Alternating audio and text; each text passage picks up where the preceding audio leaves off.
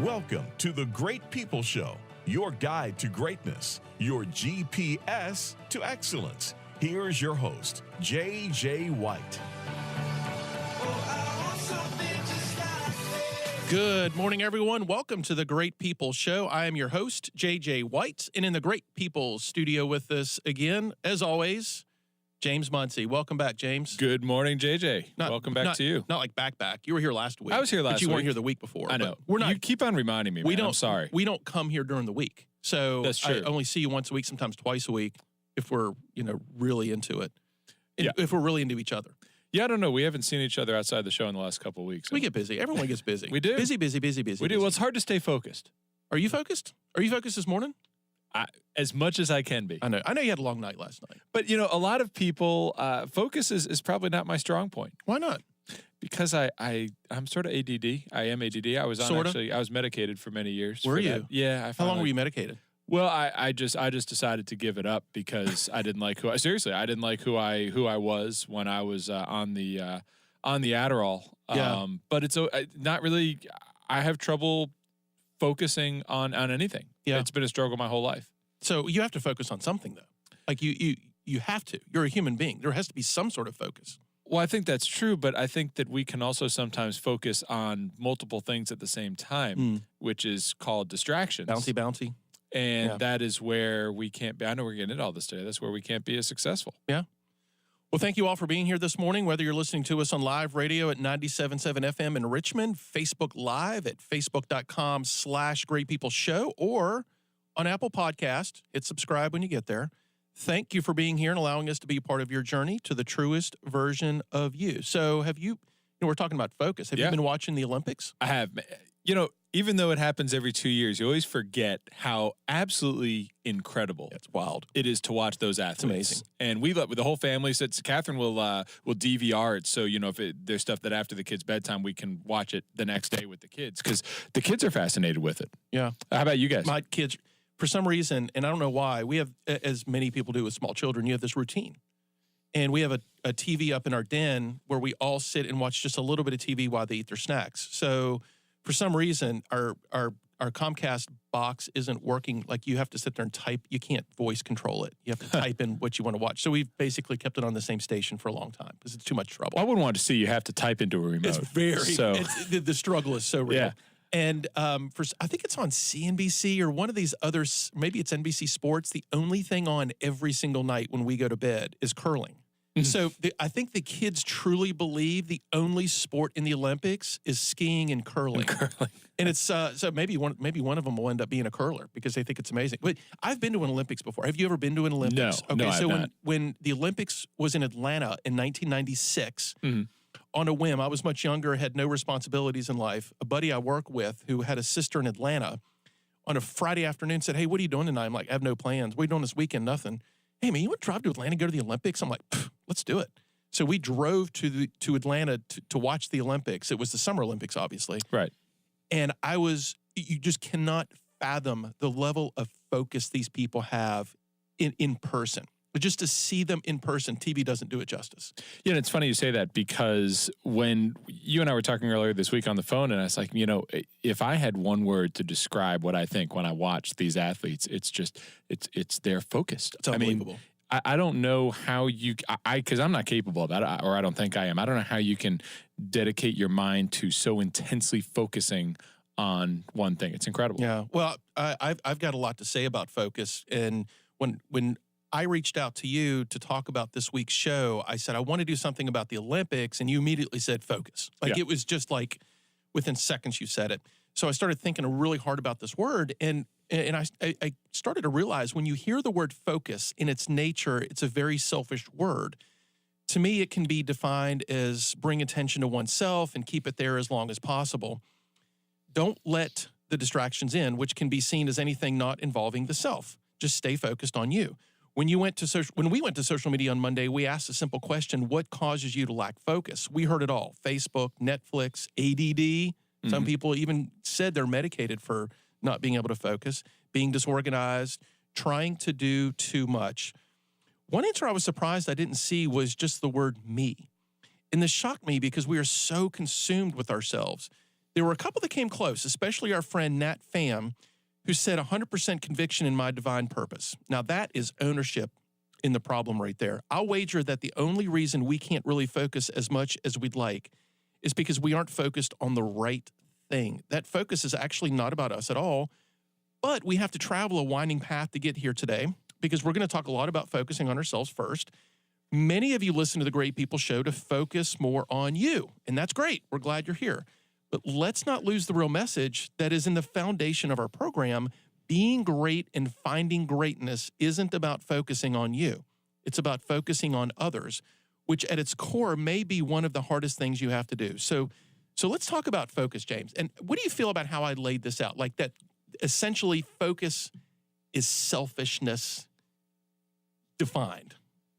That is not the way that I have ever thought of focus before. Okay. I feel like that's almost when you started there, honestly I thought it was a bit of a negative connotation on focus. And I don't think of focus as being self-centered. I think of focus as being intently directed at one thing which you need to commit yourself to. Okay. Whether that be and we are capable of focusing on multiple things, not simultaneously. The less things we choose to focus on in life, I think the better we will do at the things that we do focus on. I agree. But whether you're focusing on something within your career or focusing on your family or focusing on an athletic sport or a hobby, some people.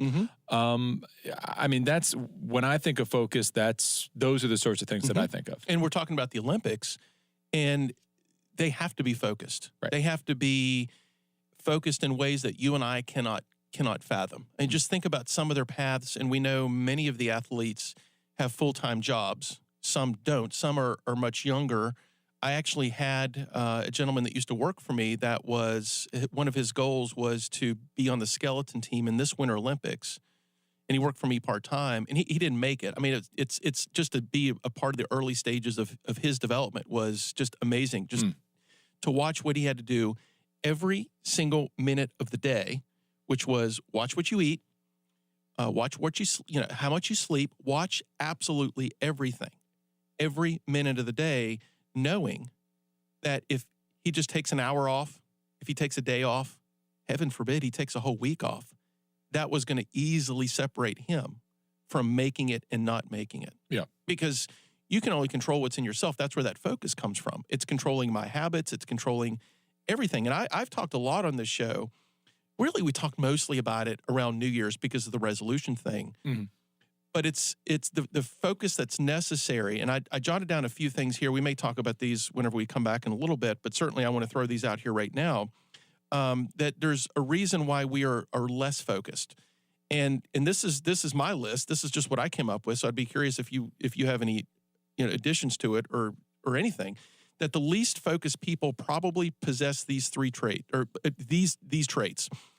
They lack good goals, right? If you don't have something that you're wanting to reach, whether it be in a year from now or even by the end of the day, these don't have to be like huge goals. These can just be something, I want to get this done for a day. Right.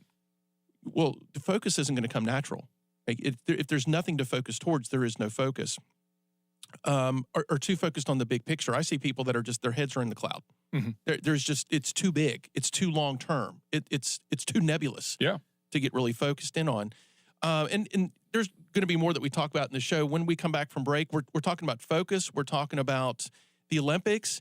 And stick with us, folks, because we're also, at the end of today's show, we're going to be talking about one of the focused men I've ever met who recently passed away yesterday, Billy Graham. So don't leave us. You're listening to The Great People Show. The Great People Show. We'll be right back. Now back to The Great People Show. So we're talking about focus, and number 3 on this list that we came up with on the least focused people probably possess these traits. They don't know what it takes to accomplish the right things each day. Yeah. I used to be this way. I've spent, I think, most of my life this way, and I see most other people dealing with this. Is you literally wake up and you have a task list. You know what you need right. to accomplish, but most people really don't know what it takes every single day to be successful in this life or accomplish the bigger goals or be where you want to be, whatever you want to. I would agree with that. Yeah. It's just kind of like just throw your sail up and see where the wind blows you. And they let other people. And I also hear, I'm not in control of my day. In my job, everyone else controls my day. So, well, that's your decision. Enjoy being distracted. I think a lot of people enjoy being distracted. It's stimulating. It keeps them busy, makes them feel important.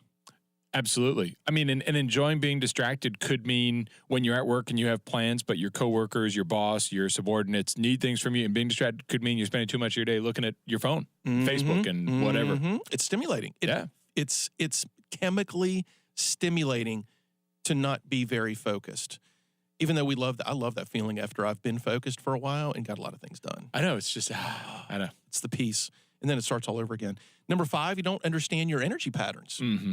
There's a lot of research out there, and it's a little different for everybody. But if you just read the research, you can pretty much identify for yourself. Are you a early morning person, mid-morning person, late afternoon person? They say, I think it's mid-afternoon is the lowest point of energy for just about everybody. Yeah, it certainly is for me, but then sometimes I will get a huge second wind, and I will stay at my office some nights until 11 p.m. No, I do not pop I get this massive stimulus, and I don't know, it's always tied into me drinking Red Bull. It's the weirdest thing ever. And the other one that we put here is we don't know how to rest. Yeah. That it's cool to not get but 5 hours of sleep a night and to plug and chug through the night. But studies, science, 8 hours. Even if you have to lay there, you have to have really 8 hours to keep your body fresh so that you can focus throughout the rest of the day. Yeah, I certainly agree with that. This is a big thing. Earlier, we were talking about the Olympics and just the sheer amount of focus that's necessary to be successful at the Olympics.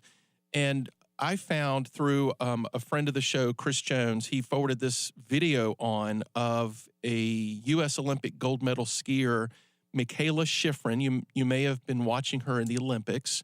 She just turned 22. She won a gold at how do you pronounce it? The Olympics that were in Moscow. Yeah. Yes. That one. In Russia, not Moscow. It was not in Moscow. No, it was in Russia. It was right. I'll think of it in a minute. Yeah. Okay. Do you know what astronaut? Sochi. Sochi. Good job. Yeah, Sochi, I guess, right? Yeah, we'll go with that. And she had an interview about how she thinks about her level of focus in the Olympics, because what we don't usually see outside of those 2 weeks every 4 years is the day-to-day that they have to go through. So let's listen to a snippet of this interview from Michaela. Nerves and anxiety for me have started creeping in more and more because I'm starting to realize how important it is to me to be the best ski racer in the world. And also there's a very good chance that somebody else just put in an ounce more effort and they might be the reason that I never see that dream. It's something that creeps into my mind. She began seeing a sports psychologist who introduced her to a simple affirmation that Michaela wrote in marker on her gloves. 2 words, I am. She helped me realize some things about how I shouldn't pay attention to what other people's expectations are of me, but more pay attention to the things that I feel when I'm skiing. Just saying, I am good, I am strong, I have worked hard, just I am here and I want it. I am. You can literally imagine her as she is preparing for her day, just consistently, repetitively saying, I am, I am, I am, going up the ski lift, getting ready to launch. I think it takes about, I don't know what I saw. I think it takes about 2 minutes for her to go down some of these slaloms and big slaloms, maybe 3 minutes. Yeah, that sounds about right. Just I am the whole time. And the amount of focus, because we're talking just a few minutes. Just a few minutes is a culmination of 4 years, which is a culmination of an absolute lifetime. If you watch her story, she started skiing as a little tiny kid, wrapped up into 3 minutes. Talk about focus. It's amazing. Oh my gosh. It's amazing. And and when she was talking about those things creeping into her head, and I mean, I can totally, you can picture that and how those little goblins in your head they can kill that focus. And right? you have to. Her story, and I believe this 100%, that you have to as much focus on what you don't let into your head as you focus on what you do let into your head. Because we can get really focused and put these physical boundaries around us to make sure that these things don't distract us. But if you just let your mind and your guard down for just a little bit, they're going to find their way in. Well, they will. And so for me, though, when you've got someone like that in your life, trying to keep them out sometimes gets them to come in even more. I mean, so an example is if, maybe you've got a family member who is sick, who you're thinking of. Maybe you're having some financial difficulties. Maybe you and your spouse are having some issues, or your significant other are having some issues in your relationship, and you try to go about your day and stay focused. But as you think, gosh, I can't think about this stuff right now, it causes it to manifest itself even more. And to take this onto like a little spiritual pathway, this is how a lot of people manage their faith. Is you can spend a lot of time focusing on the devil and the distractions and the things that pull us away from the good things in life and our relationship with God, or you can ignore the devil. Yeah. And there's something to be very, very powerfully said that we should have to ignore the negative things in our life and the distractions. I guess it's this arm's length thing, right? Mm-hmm. We can't fully ignore it, because if we don't stand watch to it, like we have to focus over here, but we also have to keep one eye open and keep focused over here. And this doesn't just have to do with your faith, or it could have to do with, for me, it's these subconscious things that happen where all of a sudden I'll say, I'm not going to check Facebook today. I'm not going to check Facebook. And then literally, like, I just am looking at Facebook. Yeah. It's like, I don't even remember opening the browser. Right. How did this happen? It's like your mind, this little pattern takes over in your head. It's kind of creepy. And you were sharing a story about, I love this story. It's funny as all get out story. We were joking about Adderall earlier. Yeah. But how sometimes we can get so focused on something, whether it be naturally or chemically induced, that it takes control over who we are. Oh, it's Tell crazy. the story. It's a funny story. But it is a funny story. So I was years ago when I was pretty new to being on Adderall, which again I haven't taken it for many years now. All the kids were doing But it. I had a flight to Toronto. Yeah. And the flight was canceled, and so I ended up driving up there instead. And so at the airport, before I decided to, because I had to be up there early the next morning, and this is at like 6 at night, I took another. I'd taken an Adderall that morning. I took another one because I knew I was going to be getting tired. Yeah. So I stopped at a restaurant here in Richmond. I had dinner, and after I popped this Adderall, and I'm not recommending this to anybody. It was a mistake. Well, Asher said earlier the best way is to put it under your tongue. So I got into the car and I started driving. I got from Richmond, Virginia to Altoona, Pennsylvania, when all of a sudden it dawned on me that I had never turned on my radio. I mean, I was so laser focused for the first, what was that, like 6 hours? How many dotted yellow lines did you count between Richmond and because you probably could have had that number in your head? It's sort of like, I don't know how else to describe it other than I was driving and all that's in your head is get to Toronto, get to Toronto, get to Toronto. And it's not boring and nothing else mattered. The problem is that it's chemically induced, and that's not really the way I want to attain my focus if I can help it. But the other side of the coin that we mentioned earlier is the only way I can survive these long road trips is to stay constantly distracted, especially from Charlottesville to Richmond. It is one of the worst drives from an attention standpoint. It's all trees. It's like there's this tunnel that just gets created. And if you don't find your mind like distracted by phone calls or, I mean, you're not supposed to check the internet while you're driving, but there's these other things you can do. And you're like, I have to stay distracted in order to fulfill my mission. Oh, I do too. So, whether I'm, like you said, whether I'm on the phone or I'm usually doing one of two things. I'm either on the phone or I'm singing like nobody's listening, and thank God they're not. That's how because you're purposely distracting yourself because focusing on the road and only the road unless you've topped an Adderall pill maybe is not, Never popped it. Not enjoyable. The only thing I don't think this is for focus, but Monster. I mean, you've got a Monster here. I see him drinking. It's like I don't drink coffee. So, but that goes back to, and I know we've got a break coming up in a minute here, but all of this goes back to, I think, one of the number one things about why focusing is difficult, because most of us have a very difficult time focusing on things that we don't like to do. True. You want to focus on the things that you love, that you're passionate about, that you enjoy. And in life, we usually are focused, or very often at least, are focusing on things that we would rather not be doing. And that's what makes them so difficult. I mean, do you agree with that? Absolutely. In fact, the things that we love to do the most and that we find the most pleasure with, and we feel like it's in our passion or our calling, you don't even have to try to focus. It's not even this effort, really. You're just living completely in the moment. And I guess the tragedy in that is we spend so much time ignoring those things that we don't want to do or trying to manage those distractions. If we just would have become very focused in on them and got them out of the way, we wouldn't have to worry about it. But that's hard. It is. That's hard. It reminds me of this quote I found: a 5-watt light bulb can barely light up a closet, but when that same amount of energy is focused, it can cut through steel.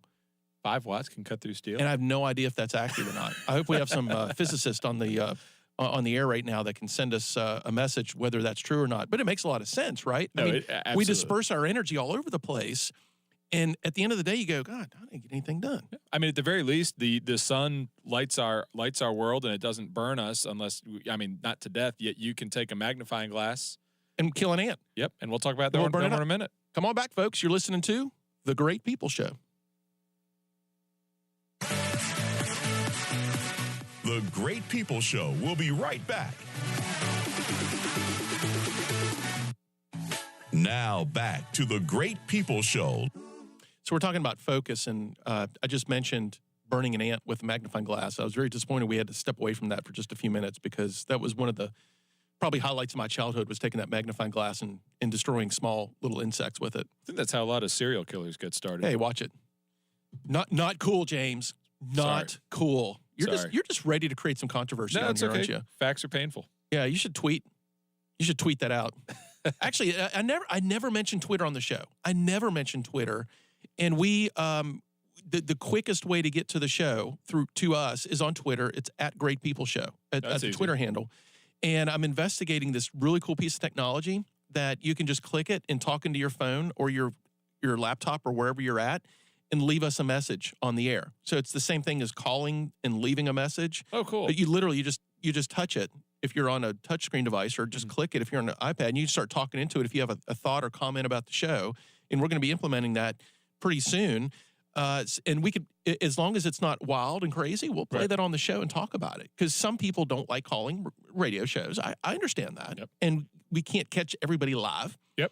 But we want that engagement. So you don't even have to use your real name if you don't want to. You don't even have to use your real voice. You can get a voice synthesizer and fake everything. You could be the epitome of fake news. Be very anonymous. Do it. Well, don't do it. We can't do it yet, but we're doing it. So today we're talking about, I guess we need to get focused. We should kind get of all over the focused place. on the topic. Oh, we've been talking about the Olympics, and we've been talking about light bulbs and killing ants and all kind of Adderall and driving to Toronto and all kind of crazy stuff. And that is, distraction. Would distraction be the opposite of focus? I guess it could be.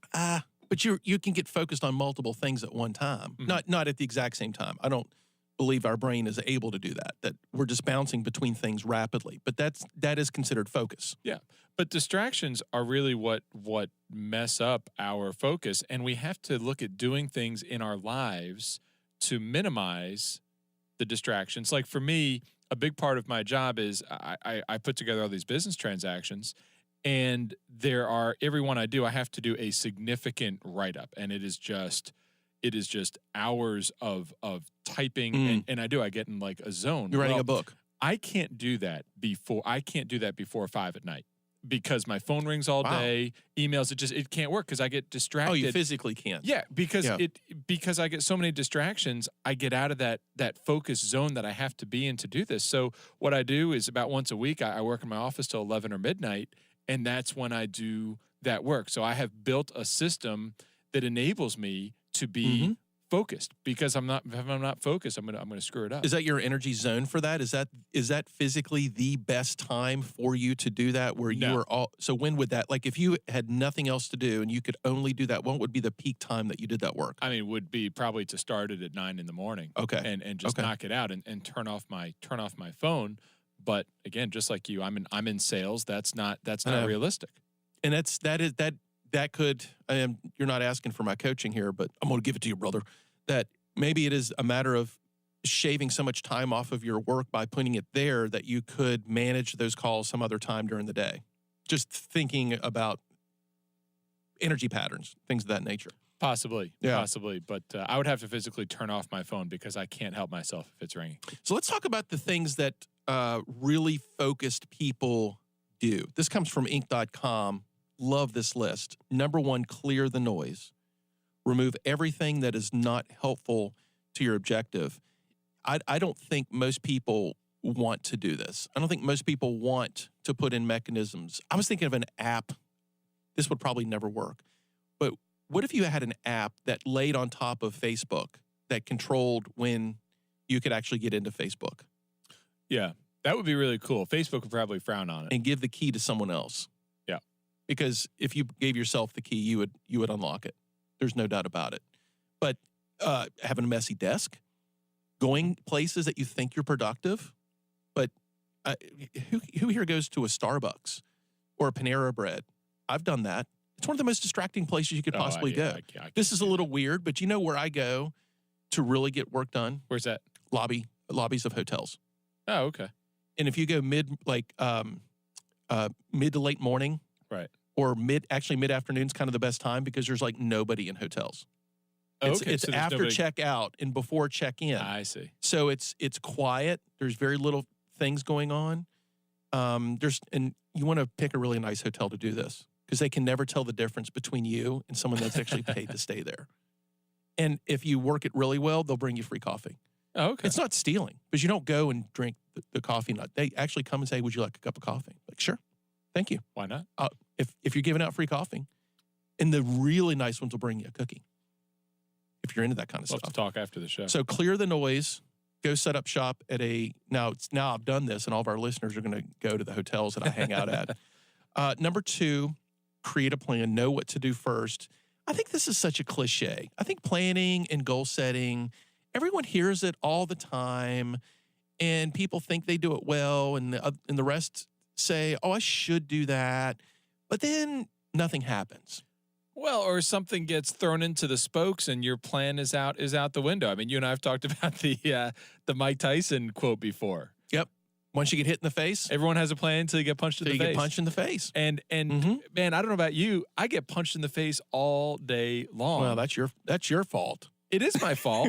I let it happen. But I mean, every time that phone rings, if you're trying to do something else, it screws with your plan.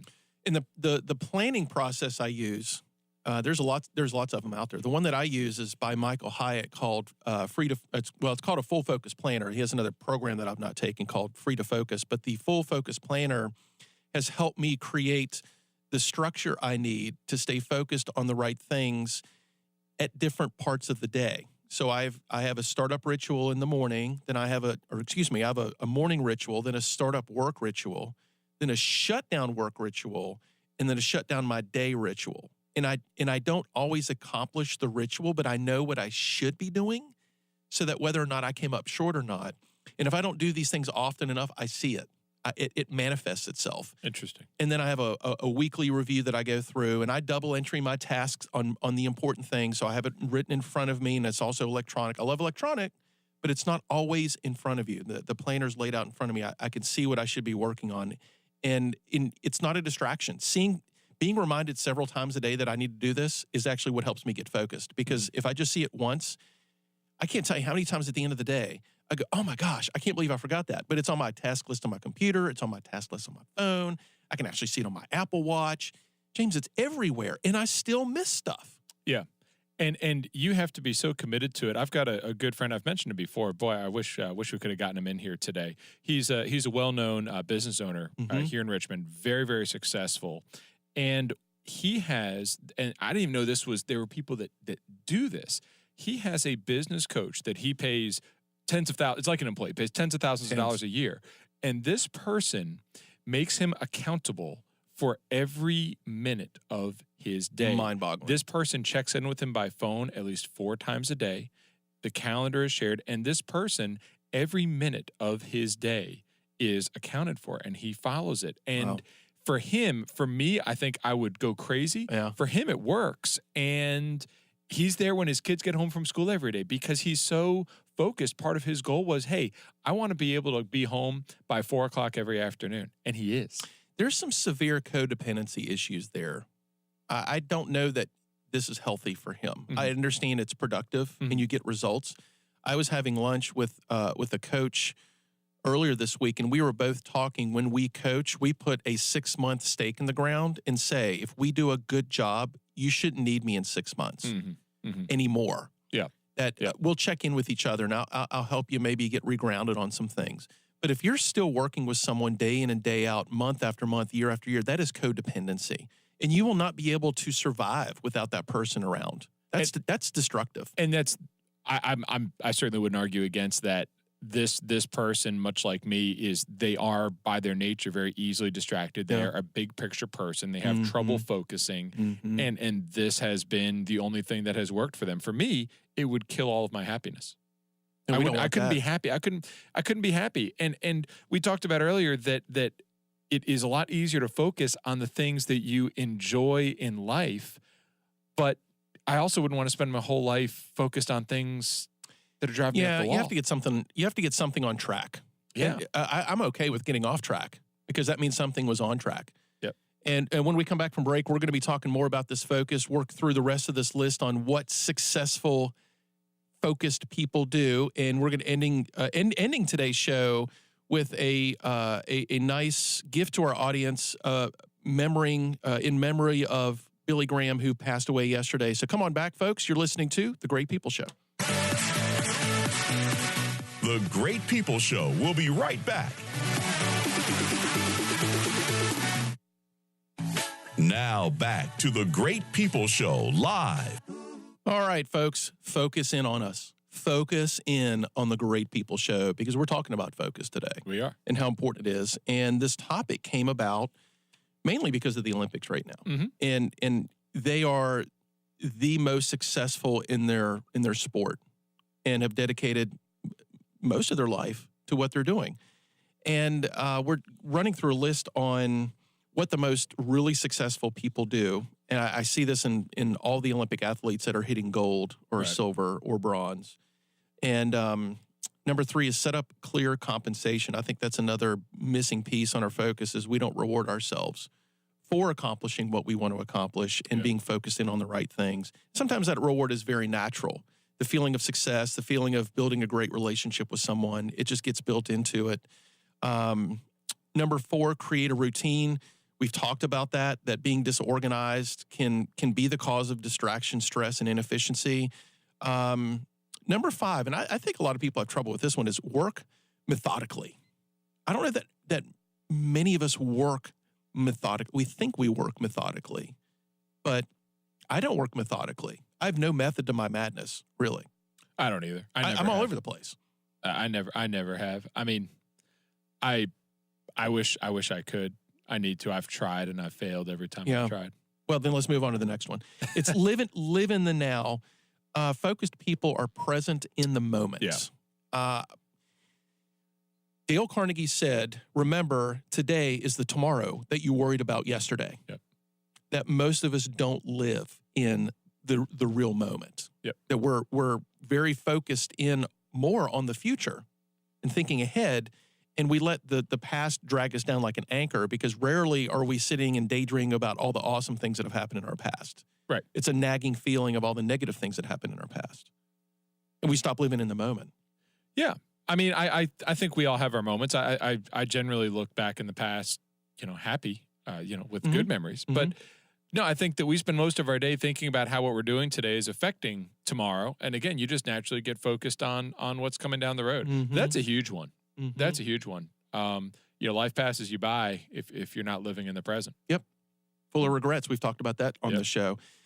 No second guessing. This was really evident in that interview clip that we played with Michaela, the gold medalist, how she gets really focused on what her task is and doesn't allow other people, or she has to work really hard, I should say, to not allow what other people think she should do. But what's interesting, though, is a big driver for her is knowing that if I don't do this today, if I don't do it this minute, if I don't spend this hour doing this, that there's someone else out there spending just a few extra minutes each day that could beat her. Yeah. So there in a way, there has to be some sort of a comparison to other people that you're competing with. I don't know that many of us are competing with other people like Olympic athletes are, that our success and failure is based on milliseconds. Yeah, I mean, at the end of the day, I would think you've just got to look at it. You're competing with yourself. Good point. Right. That's an excellent point. That are you better than you were yesterday? Yeah, I mean, it doesn't. If I'm trying to be better than JJ, that's fine. But the real question is, am I better? Am I being better than myself? And I know Olympic athletes are measuring themselves because they have to on how well or not as well someone else is doing in comparison to them, because you've got the gold, silver, bronze thing. But as we said earlier, that may be only a few minutes once every 4 years. The rest of that competition is you. Right. Is getting just a little bit better. Do you think about that though? I mean, do you really consciously think about besting your own performance? No. I mean, I compare myself to other people, which is I think that's the human nature. Mm-hmm. Right? True. But it's probably not the most effective way for us to look at it. And number 8 on this list, which is probably my most favorite, is to embrace failure. Mm-hmm. Really focus people quickly assess their failures to learn from their bad assumptions and actions. And the embracing the failure is knowing failure is going to happen. You don't expect it, but you accept it. You accept that failure is a part of the process, and that any ounce, any second, any millisecond that you invest in negative thoughts or anguish over failure is just something that's distracting you from the goal. And most people quit. Most people do quit, and we're all going to have failures to some extent. But there are so many stories out there about these people, and I don't care if it's athletics or business or what have you, that have failed. I mean, have gone to the bottom, rock bottom below what you can even imagine in your own life, and have come back stronger than ever from that failure. It's a tough quality to have, but those that do, it can, like you said, it embracing that can be a huge, huge advantage. And for some, that brings in more focus to achieve success or to achieve that goal. That the failure is what kind of regrounds you into saying, "Oh, I'm going to go after this." Yeah, I thought I wanted it bad before, but now I want it even more. That becomes a motivating factor, kind of to what you just said. And the one thing I think we get really caught up in is focusing on the small things that lead to the big things. The end goal will be less daunting if you focus on accomplishing the smaller goals along the way. And I found some quotes here from former Olympic athletes. Gus Kenworthy: stay focused, stay on track, but also don't focus too much on the end goal.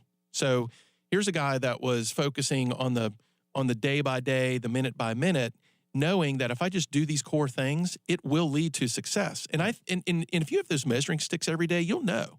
Like I've got various goals. I have a goal of reading 52 books this year. That's one a week. I know exactly what I need to read every day or listen to on audio to accomplish that goal. So I know every single day if I'm behind or if I'm ahead. I need to get focused. Yeah. And sometimes that focus is natural. I'm on pace. I'm going to stay in the groove. Sometimes I'm behind. I need to get more focused on something. I need to move some things out of the way. And in the Olympics, things are very focused on win-lose, right? If I expect to get a gold and I get a silver, I've lost. Even though Michaela last night or yesterday, depending on what time zone you're talking about, did get a silver. Mm-hmm. And I think this was her final event. She didn't get gold, and she was very proud of the silver. As she should be. I would be a little proud of a silver medal. Yeah, I mean, just a little, right? But if we try to spin too much into accomplishing the whole thing the right way, and all that was for naught, I think that actually leads us into wanting to be less focused later, because we've already believed that all this focus led to nothing. It always leads to something. It may not be what you want it to lead to, but it leads to something. And we've talked about this on the show so many times about how our focus needs to be on other people. And as I look at my day, I can track everything that I do, hopefully back to helping someone else. But sometimes it's not direct. It's incredibly indirect. Like being on the show right now. no one's walking into the studio and telling me how much their life has been changed according to the show. I have a belief, I have a faith that what I'm doing right now, what we are doing right now, all the time and expense we go through to do this is leading to someone else being better, leading a better life, being more focused on what they need to be doing. And a person that I have admired, I have just always looked up to was Billy Graham. And he passed away yesterday at the age of 99. I never saw Billy Graham in person. I did see Franklin Graham. I was trying to think about this. It was about 15 years ago. I went to a Franklin Graham crusade in Salem, Virginia, and was very moved by it. And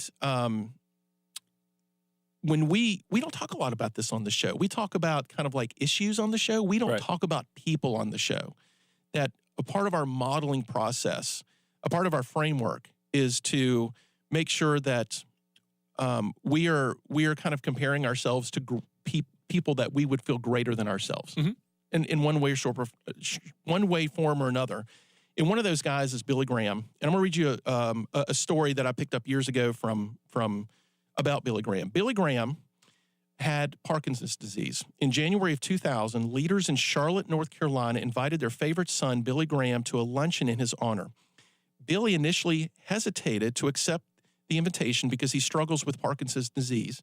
But the Charlotte leader said, "We don't expect a major address, just come and let us honor you." So he agreed. After wonderful things were said about him, Dr. Graham stepped to the rostrum, looked at the crowd and said, "I'm reminded today of Albert Einstein, the great physicist, who this month has been honored by Time magazine as the man of the century.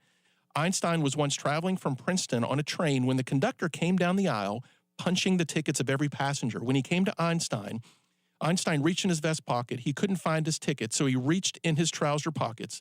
It wasn't there, so he looked in his briefcase but couldn't find it. Then he looked at the seat beside him. He still couldn't find it. The conductor said, "Dr. Einstein, I know who you are. We all know who you are. I'm sure you bought the ticket. Don't worry about it." Einstein nodded appreciatively. The conductor continued down the aisle, punching tickets. As he was ready to move to the next car, he turned around and saw the great physicist down on his hands and knees looking under his seat for his ticket. The conductor rushed back and said, Dr. Einstein, don't worry. I know who you are, no problem. You don't need a ticket. I'm sure you bought one." Einstein looked at him and said, "Young man, I too know who I am. What I don't know is where I'm going." Having said that, Billy Graham continued, "See this suit I'm wearing? It's a brand new suit. My wife, my children, my grandchildren are telling me I've gotten a little slovenly in my old age. I used to be a bit more fastidious. So I went out and bought a new suit for this luncheon and one more occasion. You know what that occasion is? This is the suit in which I'll be buried. But when you hear I'm dead, I don't want you to immediately remember the suit I'm wearing. I want you to remember this. I not only know who I am, I also know where I'm going." And to close today's show, we're going to listen to a little bit of Billy Graham. Thank you all for being here today. What must I do to have eternal life? The greatest problem in the world today is sin. What causes people to hate and lust and have greed? It's sin. It's a disease that we all have. The Bible says all have sinned and come short of the glory of God. You've missed the mark. You've broken the law on your way to spiritual death and eternal death and to judgment. But Jesus said, I can do something about that. I can change your life. I can make you a new person. Jesus demanded that we make a choice. He says there are two roads of life, the broad road and the narrow road, and you must choose. There are two destinies, heaven and hell. Which road are you on? Which master are you serving? I don't have to be judged. I don't have to go to hell. I don't have to be lost. My soul has been redeemed. I'm going to heaven. But I've got to first repent of my sin and receive Christ as my Lord and my Savior. You have to repent of your sins. That means to be willing to change your way of living. You may have no power to do it, but if you surrender to Christ, He'll give you the power. How many of you here tonight are broken, fed up, but you don't know what to do? You give your life to Christ tonight and you will have supernatural help in breaking those chains that bind you. God's not waiting to judge you. God's not waiting to condemn you. He's waiting to receive you with mercy, with love, with open arms, and forgive all your sins. You know, there only comes a few times in our lives when Jesus of Nazareth passes by, and we have an opportunity like we have tonight to receive him.